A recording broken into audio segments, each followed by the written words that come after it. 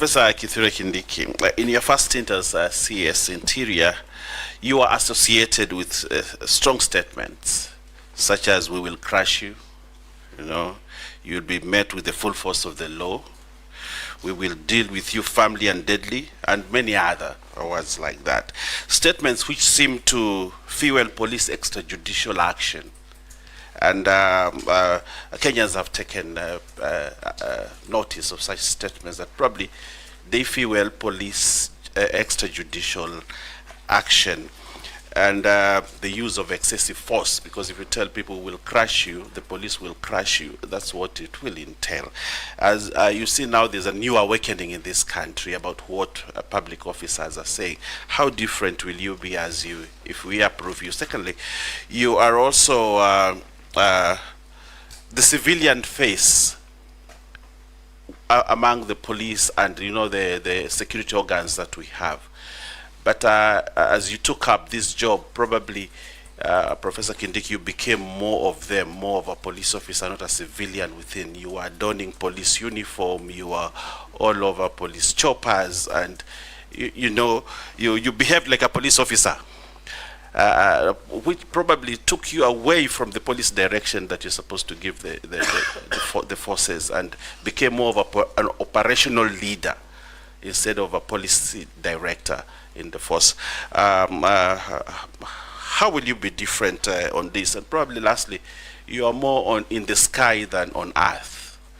When you want to give policy direction, you want to give guiding, you need to be in office, have meetings, boardrooms, and give policy direction. But you have said you actually went to Lamu 21 days, 21 times in 21 months. And probably in the operation field more than when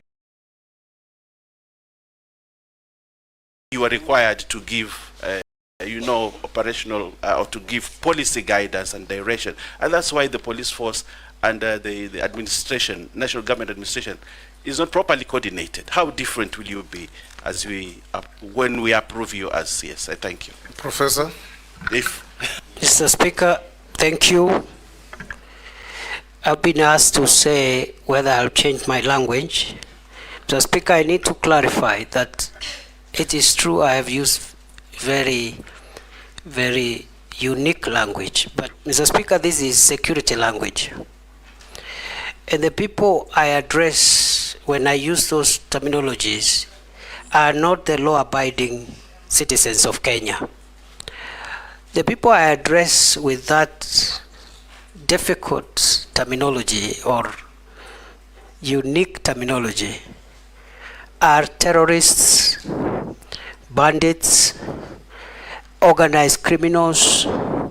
Those are the people I tell will crush you, and I mean it.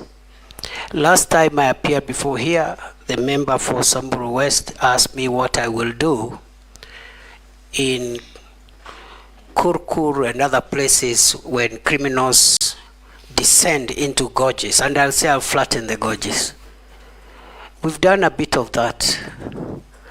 There were places in Baringo, Corcoran Hills, a place called Tandare, a place called Ngelecha, and in Samburu, the Malaso Valley and other places where criminals would always retreat and have a field day, operate from there.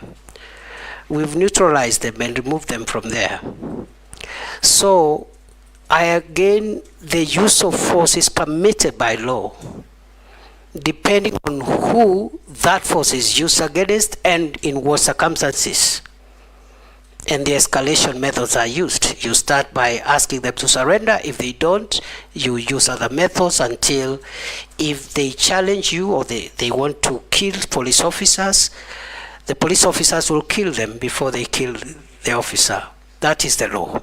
Mr. Speaker, on the second issue, I have been there at headquarters driving policy in boardrooms, Arambe House. I've had so many meetings in our campuses in Kiganjo, in Embakasi, Ruiru, Police Leadership Academy.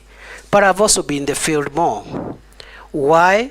to disseminate policy to our forward operating bases, to our camps, to our officers in the field, in the counties. And even in the counties, before I even start my meetings, I would sit with the county security committee in a boardroom, disseminate the policy, because they are the ones who will be left to implement. And I have also been in the most dangerous spots in our territory with our officers in the front line. Why? To give them moral support, that we have not posted them there to die. We have posted them there to protect the country, and there is no greater morale booster than for the security minister to go and visit the officers, have lunch with them, encourage them, and tell them what the government policy is and what the government thinks about them. So it has been very rewarding. I will be back in the normal manner, but I will of course balance between my headquarters work and also the field work. Lastly, I've been asked to land. I have always landed. For every flight, I have landed.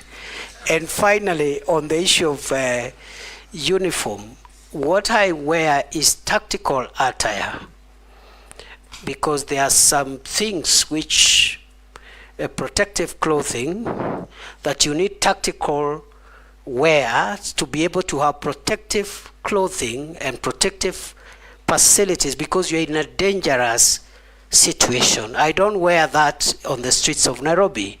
And also I have been in not just police helicopters but military helicopters, because the law provides that the security minister be facilitated when he is in dangerous situations. The Minister for Interior, the Minister for Defense must be facilitated, because the nature of our work is we are exposed to risk and danger by virtue of office. Otherwise, I do not fancy it's only that it's all in a day's job. Morugara. Thank you very much, Mr. Speaker.